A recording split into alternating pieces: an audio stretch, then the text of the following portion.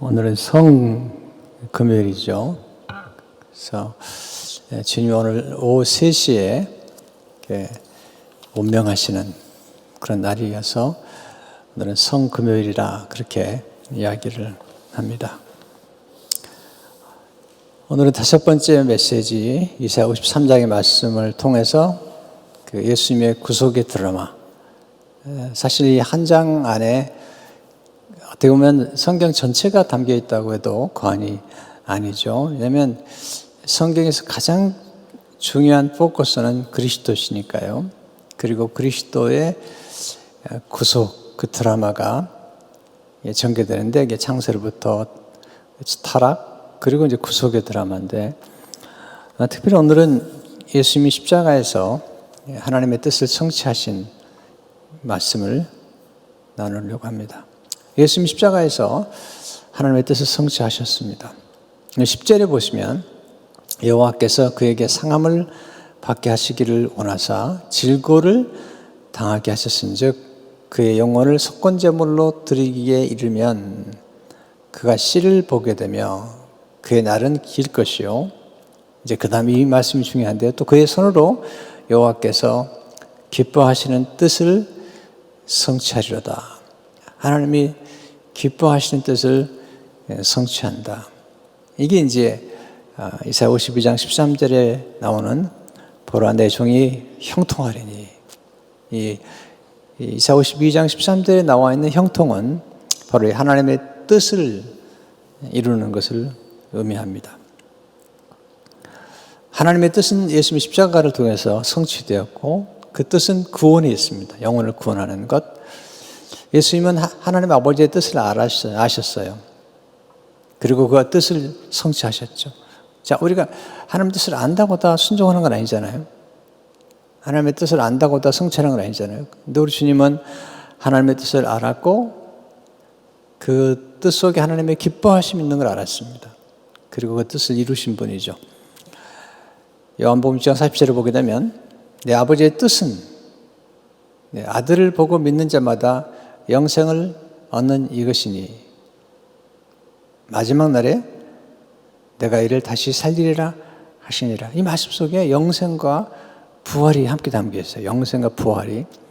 아버지의 뜻은 아들을 보고 믿는 자마다 영생을 얻는 이것이니, 그리고 나서 그 다음에 보시면 마지막 날에 내가 이를 다시 살리리라 하시니라. 이것은 예수님께서 아버지의 뜻을 이루는 과정에서 십자가에 죽으시고 우리 영생을 얻게 하시고, 그리고 궁극적으로 우리를 예수님과 똑같은 이 부활의 삶으로 초청하는 이 안에 이제 하나님의 전체적인 계획과 뜻이 있는 것을 보게 됩니다.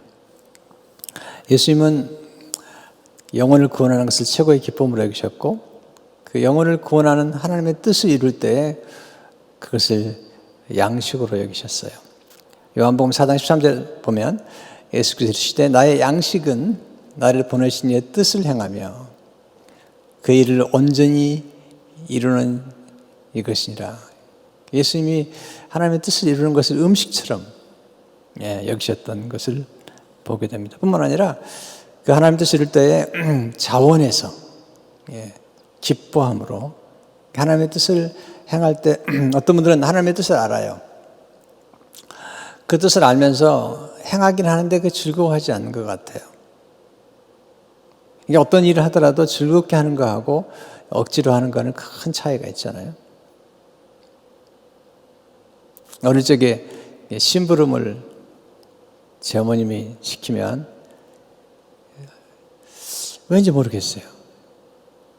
저는 그 심부름을 아주 기쁨으로, 어릴 적에 추운 겨울인데도 주민아 부르면 이상하게 그 기쁨으로 했던 기억이 나요. 어차피 해야 될 것인데, 맞고 할래? 아니면 그냥 할래? 어차피 해야 될 일이잖아요. 그게 이제 하나님 주신 은혜요, 지혜 같아요. 지금 돌이켜보면 하나님이 내게 맡긴 일이나 또 부모님이 내게 뭔가를 부탁할 때 기쁨으로 하는 거죠. 어차피 해야 될 일인데. 참 놀라운. 그런데 지금 돌이켜보면 그것도 우리가 하나님의 일을 할 때도 기쁨으로 한다는 것 자체가 참 은혜라는 생각이 많이 들어요. 죄송합니다. 제 아내 얘기를 해서. 제 아내가 시어머니를 모시잖아요. 제 집에 17년 모시고 나중에 이제 병원에 들어가셨어도 계속 이렇게 어머니를 이렇게 공경했는데, 그 어머니를 공경하는 모습을 보면 참 놀라워요. 같이 찬송을 부르고 기뻐하고. 제가 물어봤었거든요. 어떻게 그렇게 할 수 있냐고. 친어머니도 아니고 시어머니인데. 그랬더니 어머니를 모시는데 기쁨으로 하는 거라는 거예요. 씩씩하게 이렇게. 네. 참 그런 생각을, 그것도 하나님 주셔야 하는 거거든요. 그런 마음을요. 그러니까 예수님께서 하나님의 뜻을 이룰 때 이게 억지로 한 게 아니라는 거죠. 시편 40편 8절을 보게 되면 나 하나님의 내가 주의 뜻 행하기를 즐기오니 주의 법이 나의 심중에 있나이다 하였나이다. 내 하나님의 뜻 행하기를 즐기는데 그 쓰이는 까닭은 하나님의 말씀이 심중에 있기 때문에 그게 가능한 것입니다. 예수님은 하나님께서 맡기신 이 일을 이루었어요. 그리고 하나님을 영광스럽게 했어요. 요한복음 17장 4절을 보게 되면 아버지께서 내게 하라고 주신 이 일을 내가 이루어 아버지를 이 세상에서 영원롭게 하였사오니. 아버지께서 맡기시는 십자가죠. 십자가에서 아버지의 뜻을 이루었고, 또 십자가에서 아버지의 뜻을 이루었던 말씀이 다 이루었다는 거죠. 요한복음 19장 30절을 보게 되면 예수께서 신포도제를 받으신 후에 이르시되 다 이루었다 하시고 머리를 숙이니 영원히 떠나가시니라. 다 이루었다. 아버지의 뜻을 다 이루었다는 뜻이에요. 이 다 이루었다는 말씀은 헬라어로 테텔레스타이 한 단어로 되어 있어요. 테테스타. 이 단어는 텔레오, 텔레스코프, 텔레오에서 나왔는데 이 단어가 완수하다, 끝마치다, 다 이루다, 끝마무리를 하다, 결론을 맺다, 성취하다, 완전케 하다, 특별히 값을 지불하다, 값을 완불하다 라는 뜻을 가지고 있습니다. 이 말씀은 오늘 성금요일날 저녁 예배에 제가 이 한 말씀, 다 이루었다 한 말씀을 가지고 오늘 저녁에 말씀을 드리려고 그래요. 저녁에도 이렇게 영상으로 온라인에 들어오시게 되면 한 절의 말씀이지만 좀 깊이 다루려고 그래요. 찬양과 연주가 없어서 아쉽긴 하지만 그러나 그럴 수 없기 때문에 말씀의 찬양, 말씀의 감사, 말씀의 연주를 하게 되는 것 같아요.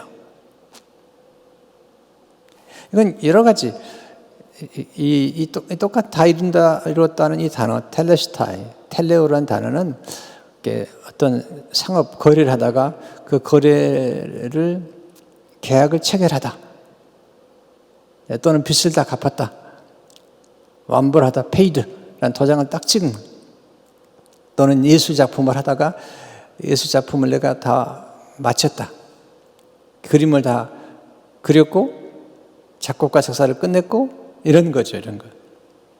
이럴 때 쓰는 단어 중에 하나죠. 전쟁에 나가면 전쟁에 승리하고 돌아와서 이제 완전히 전쟁에서의 임무를 완수했다, 그런 뜻을 가지고 있고, 경기장에 가면 완주하다, 그런 뜻을 가지고 있어요. 굉장히 중요한 표현이죠. 여기서 그러나 가장 중요한 예수님이 하신 말씀의 핵심은 오늘 밤에 말씀드리겠지만 완불하다, 죄값을 다 치렀다. 다 이루었다는 건 정말 다 이룬 거예요.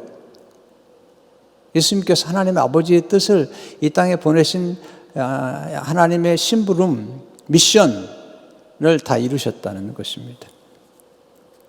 자, 그렇다면 이제 오늘 제가 드리고 싶은 메시지는 예수님께서 아버지의 뜻을, 하나님 아버지의 뜻을 어떻게 이루었는가, 어떤 방식으로 이루었는가, 이게 이제 오늘 말씀의 핵심이에요.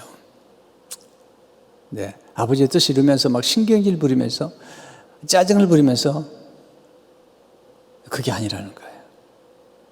이걸 우리가 배워야 돼요. 이걸 배우면 하나님이 기쁘시게 할 수 있고 또 그 일을 행할 때 우리가 참 기뻐요. 이렇게.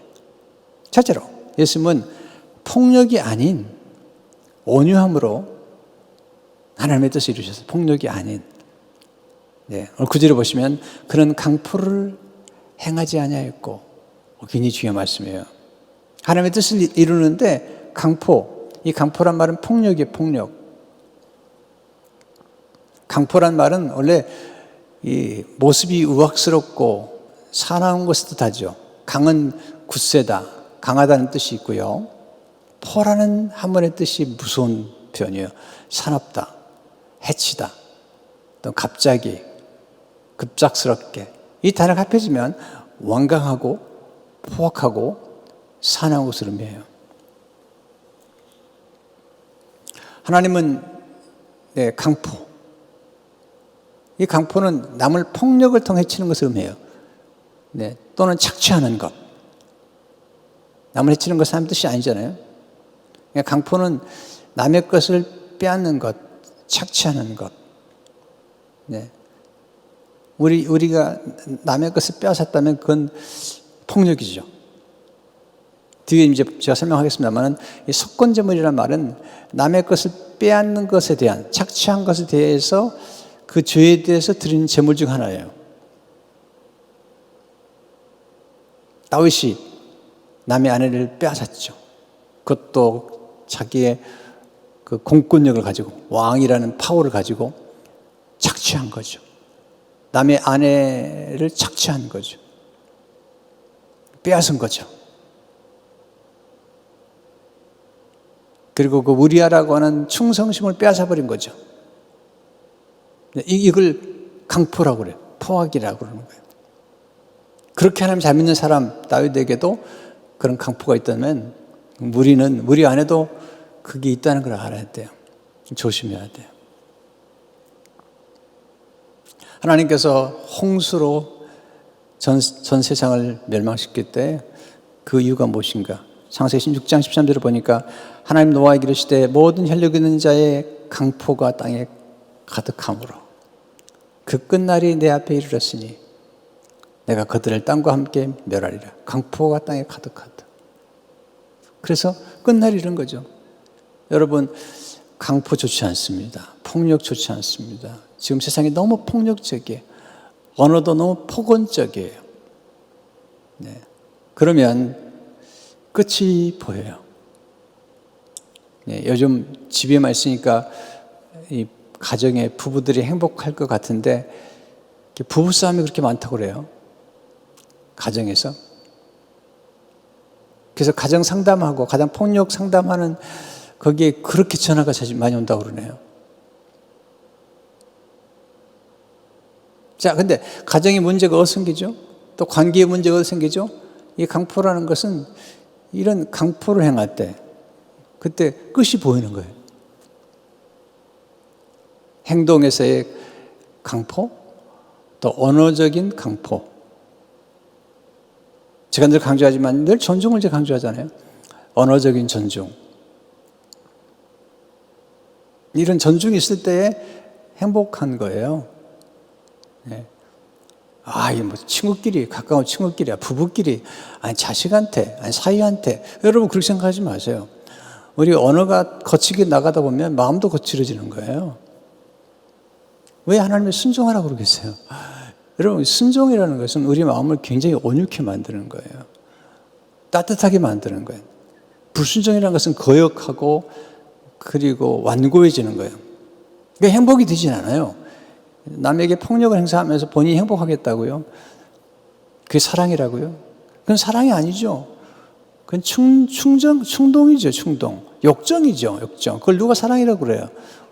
저 인간에게는 누구나 다 기본적으로 건덕에 대한 바람, 함께 악에 대한 잘못된 것을 안단 말이죠. 이것은 기본적으로. 이건 도덕법이에요. C.S. 루이스가 말한 것처럼. 기본적으로 이건 예수 믿는 사람 믿지 않는 사람이 하나님의 그 마음에 두신 거죠. 누구나 다 알아요. 여러분 모든 드라마를 보세요. 예, 모든 드라마의 마지막은 거의가 다 권선징악이에요. 지금도 마찬가지예요. 지금도 뭐 어떤 드라마를 한번 봐보세요. 다 건선징악으로 나가는 거지. 아주 뭐 악한 게 잘 돼가지고 드라마가 끝을 맺었다. 너무 멋있다. 여러분 그런 건 없는 거예요. 근데 거기에 희생이 있고 부모의 희생이 있고 또 누군가의 희생이 있을 때 그런 선함이 결국은 이긴다. 이런 스토리잖아요. 예수님은 강포를 행하지 아니하셨다. 예수님은 온유하셨다. 마태복음 11장 19절에 보게 되면 나의 마음이 온유하고 겸손하니 나의 멍에를 메고 내게 배우라. 그리하면 너희 마음이 쉼을 얻으리니. 온유하다는 게 참 좋아요. 제가 따뜻하고 부드럽다는 뜻이에요. 그러나 솔직히 약하다는 게 아니에요. 이것은 훈련된 정서예요. 훈련된 정서. 그래서 온유라는 말에 원어를 추적하는 척수인들 목사님은 길들인 야생마다. 네, 야생마가 얼마나 거칠어요.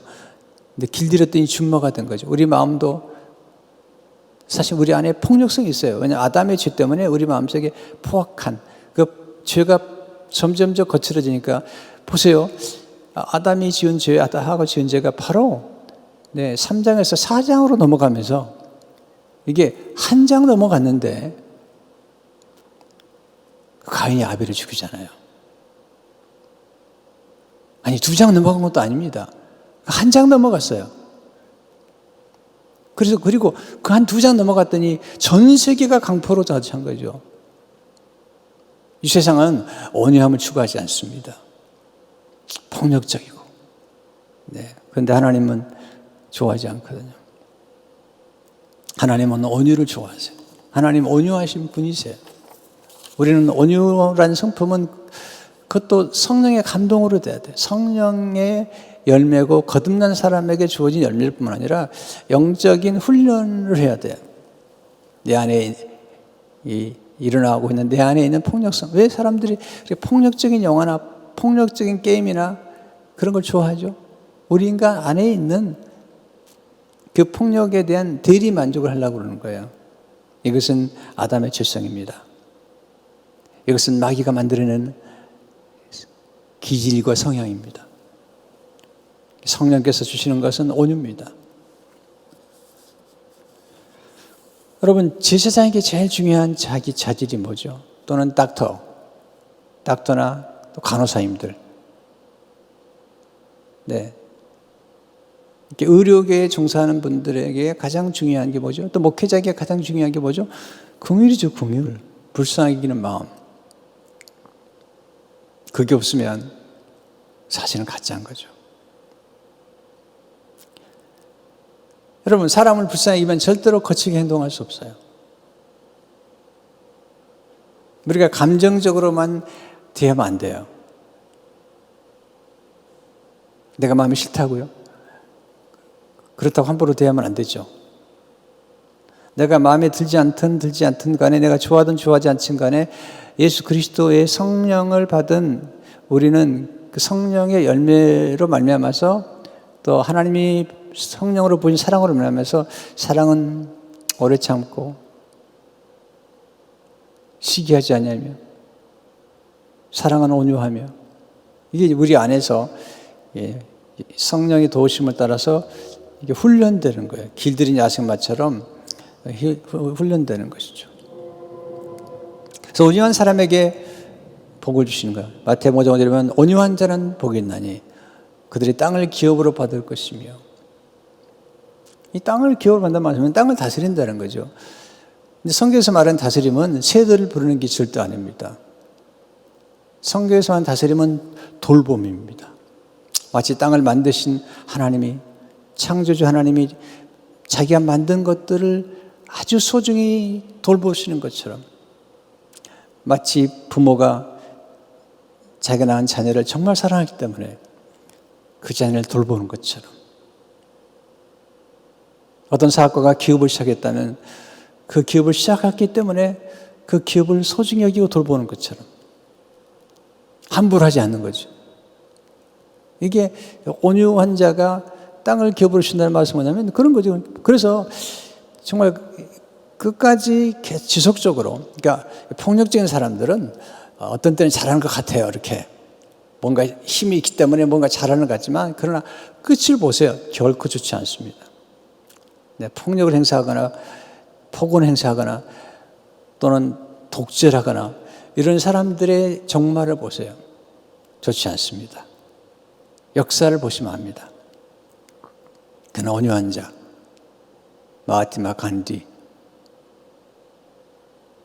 비폭력을 누리게 했던 마틴 루터 킹, 열매가 너무 좋잖아요. 예수님의 생애 가운데 나타난 열매가 얼마나 좋아요. 왜 온유가 중요하냐면요, 온유와 이 강포가 비교가 됩니다.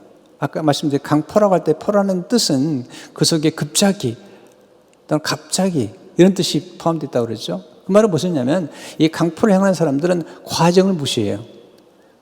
당장 지금 내가 원하니까 가져오라고. 빨리 이렇게.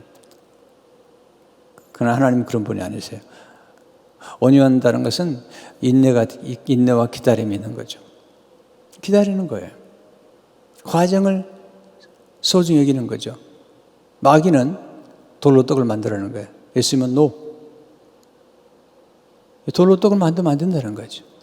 왜냐하면 씨앗을 심고 가꾸고 기다린 다음에 그게 떡이 되는 거라는 거예요.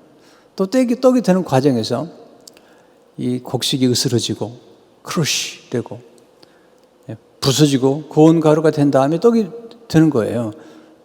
어떻게 그런 과정을 무시하라고 그러냐. 이게 마귀가 하는 거거든요. 그러니까 마귀는 광포를 움직이는 거예요. 그래서 광포의 특징은 뭐냐면 과정을 무시하고 기다리지 않는 것.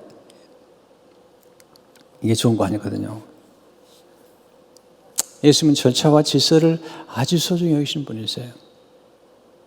지금은 아무리 세계가 바뀌었다 하더라도 이 과정이 반드시 필요해요. 지금 이 코로나 바이러스도 일정한 이게 사이클이 있다는 거예요. 모든 생명의 사이클이 있다는 거예요.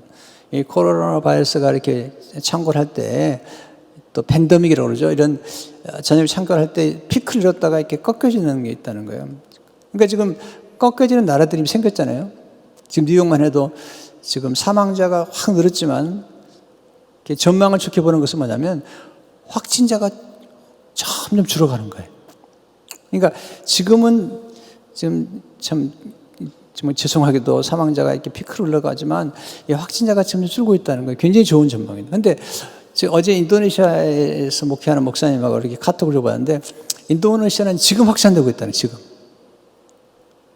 그래가지고 거기 가난하니까 마스크를 쓸 수가 없어서 마침 그 목사님 교회 장로님이 사업하는 분인데 인도네시아의 정부와 함께 마스크를 제작할 수 있는 그걸 따내가지고 이번 부활절에는 그 지역에 있는 그 원주민들에게 이 마스크를 다 나눠주겠다.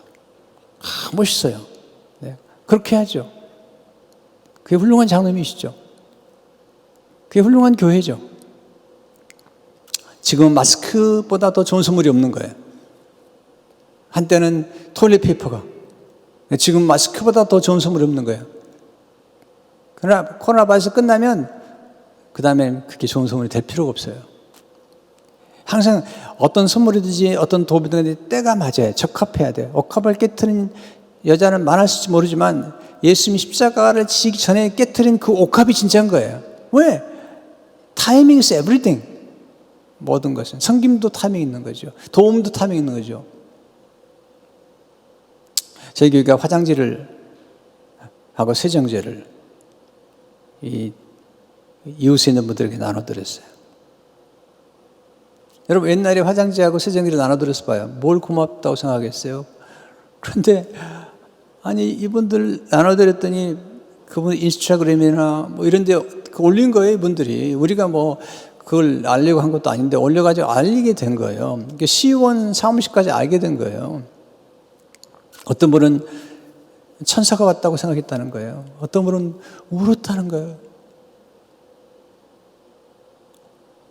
그러면서 코리안 지저스, 예수님 사람들이 좋다는 거예요. 이게 진짜 교회라는 거예요. 이렇게 보세요. 이게 섬김도 다 때가 있는 거예요. 지금은 마스크 또는 스카프라고 그러나? 그걸 잘 섬기는 게 중요해요. 지금은 의료진도 없잖아요. 지금 어떤 병원은 일주일에 하나 마스크 준대요. 네, 의료용으로. 이 돈을 써도 언제 쓰느냐가 중요한 거예요. 어려울 때 떡하면 그게 평생 잊지 못하는 거예요. 평소가 달라요. 이게 사랑이라는 건 어려울 때 베푸는 사랑이 진짜 베푸는 사랑이고, 그게 이제 값진 거죠. 가슴에 깊이 새겨지는 거예요. 일평생 동안 새겨지는 거예요. 여러분, 강포가 왜 안 주냐면, 강포라는 것은 뭔가를 빨리 이루기 위해서 압박을 가하는 거예요. 무리하게 하는 거예요.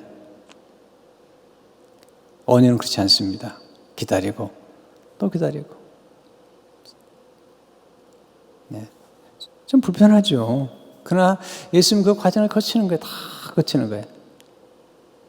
예수님께서 보신 아름다움. 두 번째, 예수님은 거짓이 아닌 진실함으로 하나님의 뜻을 이루셨어요.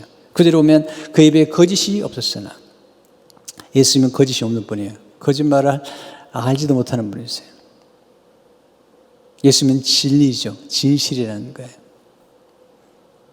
예수님은 진리의 원천입니다. 그러나 마귀는 모든 걸 거짓말로 이루어요. 거짓말로 합리화시키고 이렇게.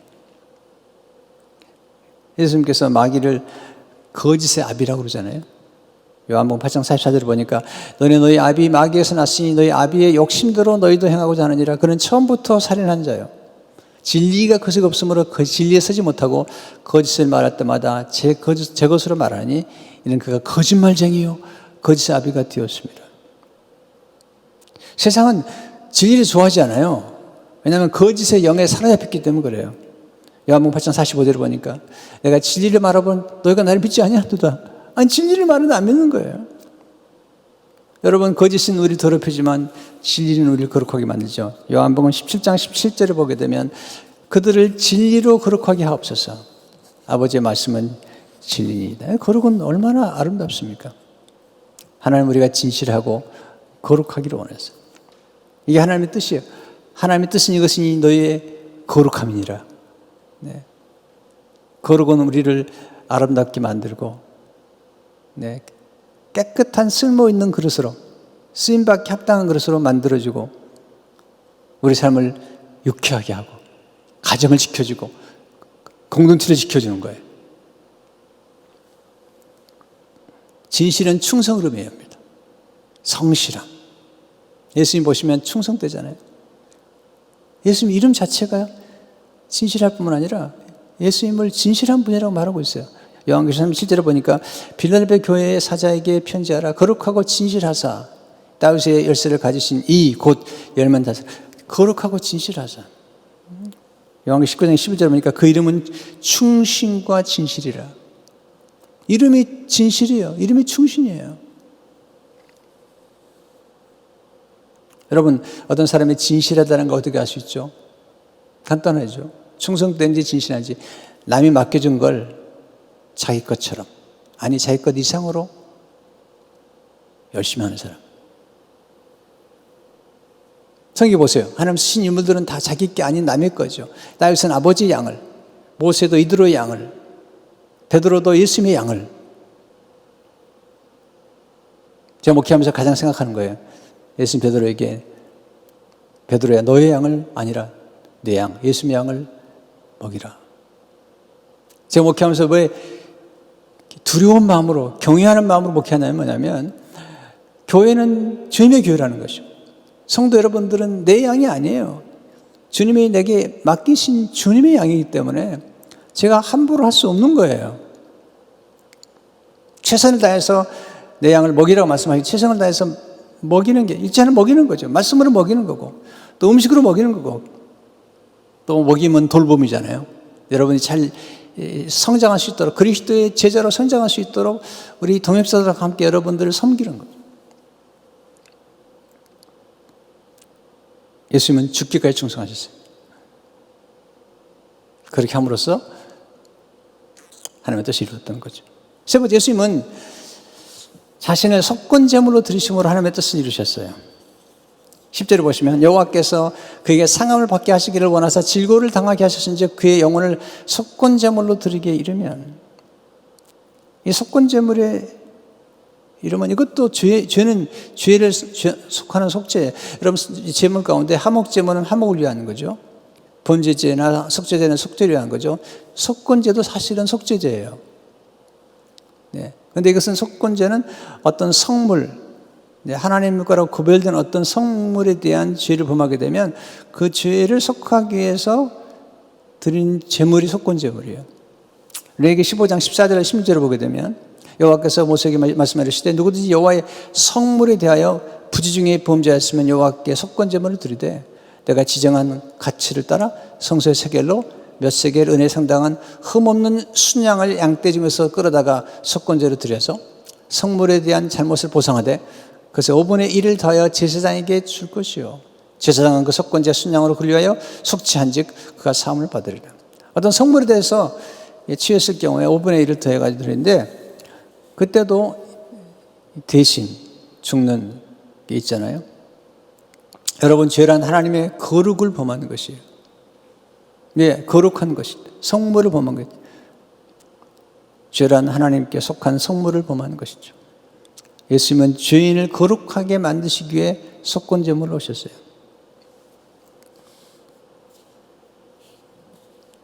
이게 도둑질하거나 착취하는 것, 이것도 다 잘못된 거예요. 이럴 때마다 속건제물을 내라는 거죠. 사실은 삭개오가 그 세리로서 사람들 걸 많이 착취했잖아요. 예수님을 만난 다음에 그가 가진 것 가운데 절반을 다 팔아서 나눠주겠다는 거예요. 원래는 5분 1만 내면 되는 거예요. 근데 지금 절반을 다, 이게 예수님께서 이게 속건제물과 같은 거죠. 레위기 6장 2절의 사절을 보게 되면 누구든지 여호와께서 신실하지 못하여 범죄하되, 이게 아까 말씀드린 예수님께서 거짓이 없으시다 한 거 똑같은 거예요. 곧 이웃이 맡긴 물건이나 전당물을 속이거나 도둑질하거나 착취하고도 사실을 부인하거나 남의 잃은 물건을 죽고도 사실을 부인하여 거짓 맹세하는 등 사람이 모든 일 중에 하나라도 행하여 범죄하면 이는 죄를 범하였고 죄가 있는 자니. 보세요. 왜 예수님이 속건제물을 드시냐면 우리가 그렇게 살았잖아요. 착취하고 임금 착취하고 또 남의 것 빼앗고 거짓말하고.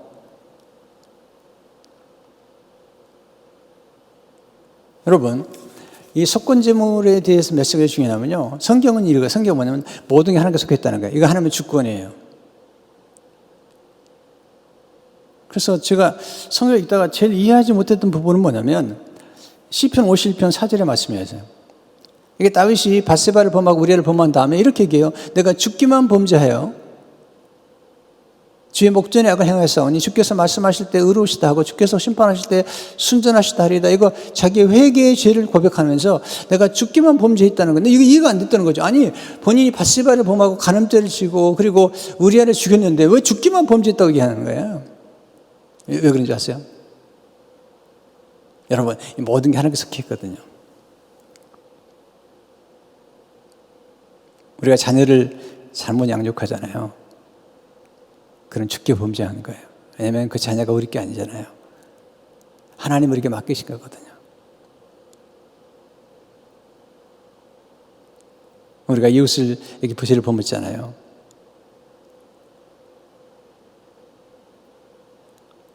왜 간음이 나쁘죠? 남의 집 여자를, 남의 집 남자를 취한 거잖아요. 근데 그게 그냥 남의 집 남자, 남의 집 여자를 취한 게 아니라 하나님께 대해서 범죄했다는 거예요. 왜냐하면 그 사람도 하나님께 속해 있기 때문에, 물건도 하나님께 속해 있는 거기 때문에. 왜 자연을 우리가 회파했잖아요. 왜 죄가 되는 거죠? 자연을 회파한 것은 왜 죄가 되냐면 하나님께 속한 자연을 회파했기 때문에 하나님께 죄를 진 거죠. 밧세바도 우리아도 하나님께 속했는데 그걸 범하는 거죠.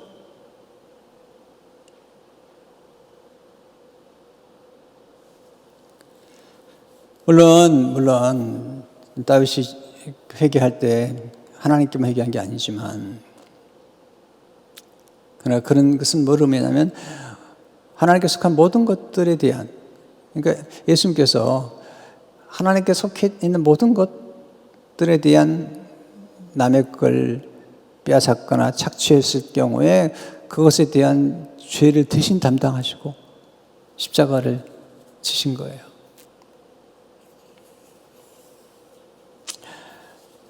그러니까 우리에게 맡겨진 걸 가지고 잘 섬기면 아름다운 거고요. 남의 걸 빼앗아 착취하고, 네, 이건 나쁜 거죠. 이게 이제 대속의 제물이에요. 또 속건제물이나 화목제물은 다 대속의 제물이에요. 레위 6장 6, 7절 보면 그는 또 속건제를 여호와께 가져갔지 곧 내가 지정한 가치대로 양떼 중은 흠없는 순양을 속건제물을 위하여 제사장에게로 끌고 갈 것이요 제사장은 여호와 앞에서 그를 위하여 속죄한즉 그는 무슨 허물이든지 사함을 받으리라. 이게 이제 죄와 허물을 사함받는 것입니다. 예수님은 거짓말하지 않으셨어요. 착취하지도 않으셨어요. 도둑질하지도 않으셨어요. 마귀는 도둑질하고 죽이는 거죠. 바울도 얘기하잖아요. 내가 너희한테 뭐 빼앗은 게 있느냐? 내가 다 죽어도 부족한데, 이게 이제 성령을 받은 바울의 생애죠. 십자가에 죽으시고, 이게 지금 전체적으로 다 대속의 스토리를 얘기하는 거예요. 그렇게 하면 우리 죄를 깨끗게 하신 거죠. 깨끗게 하신 거죠. 여러분, 죄사함이 있고요, 칭의가 있는 거예요. 이 죄사함은 우리를 깨끗게 하는 거예요. 깨끗게 한다는 것은 뭐냐면 우리 더러운 걸 깨끗한 다음에 그대로 두면 안 돼요. 깨끗게 한 다음에는 옷을 입혀줘야 돼요. 그게 칭의예요. 죄인을 깨끗게 한 다음에 옷을 입혀주는 거죠. 칭의. 그래서 의롭다 여기는 뿐만 아니라 의인의 옷을 입혀주는 거죠. 예수님 옷을 입혀주시고 그 옷을 입은 우리가 의인처럼 살아가는 거예요. 원래 의롭지 않아요, 우리는. 근데 의의 옷을 입혀주니까, 의의 직분을 맡겨주시니까, 그 직분을 행하는 거예요. 의의 직분을 행하다 보니까 의로워지는 거예요. 의를 전수받은 다음에 우리가 의롭게 살아가는 수 있는 능력이 생긴 것이죠. 십자가 돌아가실 때 사실 악인들과 함께 죽으셨잖아요. 양쪽에 강도가 둘이잖아요. 그리고 나중에 부자의 무덤에 장사되죠. 9절에 보시면 그의 무덤이 악인들과 함께 있었으며 그가 죽은 후에 부자와 함께 있었도다. 사실 이 말씀은 현대 성경에 이렇게 번역을 했어요. 네, 악인들처럼 죽임을 당하여 부자의 묘실에 묻혔다. 그러니까 사실은 이 예언의 말씀이 신약에 와서 이제 완성이 되면서 예수님이 부자의 무덤, 아리마대 요셉의 무덤을 빌렸죠. 그래서 쓰신 것이죠. 예수님의 생은 아름다운 열매를 맺습니다. 10절에 보시면 여호와께서 그에게 상함을 받게 하시기를 원하사 하나님이 예수님을 상하게 만들었어요. 영어에 보면 이게 크러쉬란 말을 썼어요. 질고를 당하게 해서 이건 고통이라는 고난. 그 영혼을 속건제물로 드리게 이르면 그가 씨를 보게 되며 그의 날은 길 것이요 또 그의 손으로 여호와께서 기뻐하시는 뜻을 성취하리로다. 첫째로 예수님 희생의 열매로 그의 씨를 보게 된다. 10절에 보면 그가 씨를 보게 됩니다. 이것은 후손, offspring이라는 말을 쓰는데요. 사실 예수님 자신이 씨예요. 예수님께 십자가에 돌아가심으로 많은 열매를 맺게 되죠. 예수님의 부활의 첫 열매일 뿐만 아니라 예수를 믿음으로 따라오는 모든 사람들은 그 열매를 맺게 되는 거죠. 또한 두 번째, 예수님은 부활을 통해 그의 날이 길 것이죠. 10절은 그의 날은 길 것이라고 그랬어요. 이것은 예수님의 부활을 의미해요. 여러분, 나사로가 죽었다 살아났지만 그는 부활한 게 아니에요. 그는 소생한 거예요. 소생. 죽었다가 다시 살아난 건데, 왜냐하면 그는 죽었으니까. 이것을 부활이라고 하잖아요. 예수님이 말씀하신 부활은 영원히 사는 거예요. 그러니까 나사로나 간성 과부의 아들은 죽었다가 살아났지만 그건 소생한 것이지 부활한 게 아니에요. 부활은 영원한 것이요, 영원히 기른 생애가 영원한 거죠. 예수님께서 하나님의 뜻을 이룰 때 예수를 보고 믿는 자마다 영생을 얻고, 그리고 마지막 날에 예수님이 다시 살린다는 말이죠. 그러니까 영생과 부활에 연결되어 있는 거죠. 그리고 우리는 그런 의미에서 이 예수 그리스도의 십자가 죽으심이 그 부활 사건이 우리에게 주는 의미를 알아야 되죠. 또한 셋째로 예수님은 그의 손으로 하나님의 뜻을 성취하셨죠. 10절에 보면 또 그의 손으로 여호와께서 기뻐하신 뜻을 성취. 이 손이 뭐냐면 수고름이에요. 12절에 보면 그러니까 자기 영혼에 수고한 것을 보고 만족하게 할 것이라. 이 말씀을 제가 내일 마지막 나누겠습니다. 예수님 하나님이 기뻐하시는 뜻을 십자가에 성취하셨어요. 다 이루셨어요. 그러면 우리가 구원을 받는 거예요. 한때 강포했던, 그리고 속건제물을 바쳐야만 우리 자신들, 성물에 손을 대고, 그리고 도둑질하고 착취하고, 그런 저희들이 예수 그리스도께서 우리 대신 값을 지불하신 거예요. 이게 대속의 은혜예요. 이게 정말 놀라운 은혜예요. 대속의 은혜라는 것은 아무나 있을 수 있는 게 아니에요. 시간이 많이 갔지만 척 콜슨 얘기 하나 하고 마치고 싶어요. 척 콜슨이 워러기도 사건으로 닉슨 보좌관이었다가 나중에 감옥에 가게 되죠. 감옥에 갈 무렵인데 척 콜슨의 친구 중에 하나 있던 필립스라는 사람이 그에게 책을 하나 소개해 주죠. C.S. 루이스의 순전한 기독교예요. 그러면서 이 척 콜슨이 기도 모임에 참여하게 돼요. 그 기도 모임은 더글라스 코라는 사람이 시작한 것인데 거기에 상원의원이었던 해롤드 휴스라는 분이 있었고 또 거기에 공화당 의원이었던 알 퀴에라는 사람이 있었어요. 신실한 크리스찬들이었어요. 그래서 이 척 콜슨을 가능한 감옥에 넣지 않거나 아니면 그 형량을 단축하려고 노력을 많이 했어요. 같이 기도하고요. 감옥에 갇혔어요. 형기가 7개월 정도 남았을 때예요. 그 친구들이 척 콜슨이 감옥에 있기 때문에 그의 자녀들이, 가족들이 굉장히 어렵다는 걸 알게 됐어요. 그때 이 기도 모임에 참여했던 척 콜슨의 친구 중 하나, 알 퀴에가 포도주등에 찾아갑니다.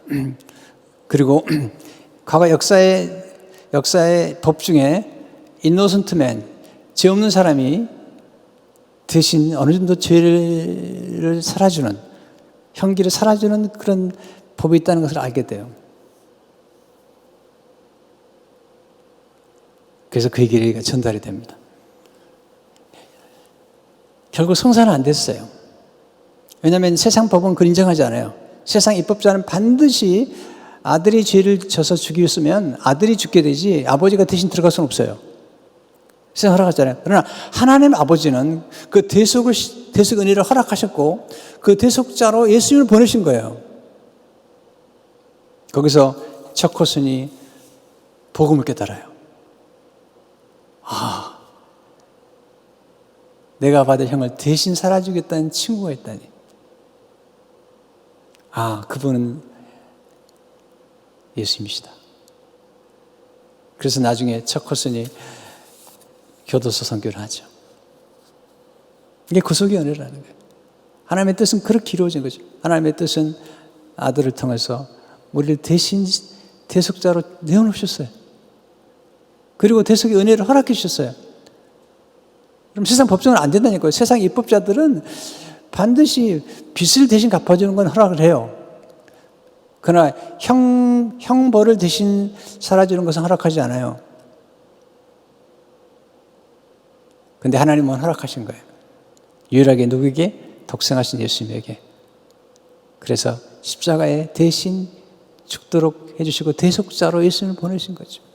이게 복음이에요.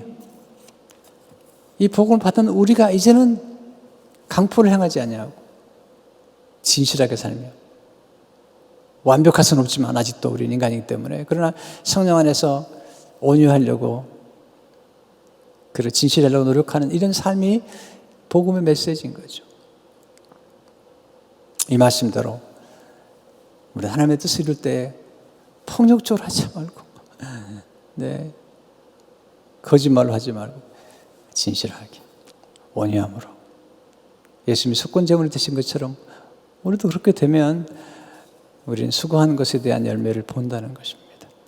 여러분 이 말씀을 기억하며 오늘 하루도 은혜롭게 생활하시기 바랍니다.